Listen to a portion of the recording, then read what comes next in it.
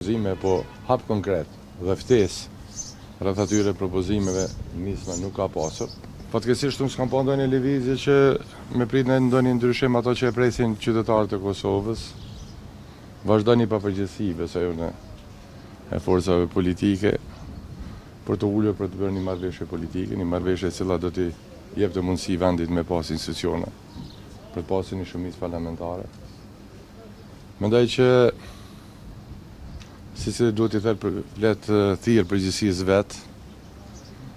Forca tjera politike në Kosovë nuk ka janë këtu që janë. Në çfarëdo procesi dhe njësë zgjedhjet do të jenë të njëjta forca politike. Dhe rruga e vetme që Kosova si shtet serioz ose të bëhet serioz është përmes bisedimeve dhe marrëveshjeve politike që pastaj partnerët e zgjedhin njëri tjetrin. Dhe kështu të përfundoj kjo situatë pa kuptim. Kosovën e presin shumë punë, shumë të lashe, shumë probleme. Tash më tepër se 6 muaj ne nuk kemi një qeveri efektive. Njerëzit kanë nevojë, vendi ka nevojë. Ne presim projekte, ne presim punë të mëdha, agjenda. Kosovën e presin, si më thanë, dinamika të reja të zhvillimeve. Dhe unë ftoj që të largohen nga egot personale, politike, ku ta diun të ketë parasyshme.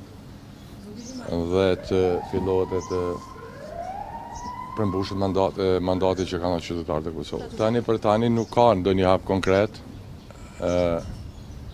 serioz, përveç ato që kemi pa nëpër media, propozime, po hap konkret dhe ftesë rreth atyre propozimeve nisma nuk ka pasur.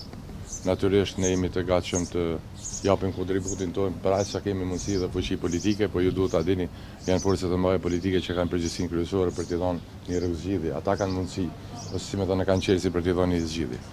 Faleminderit.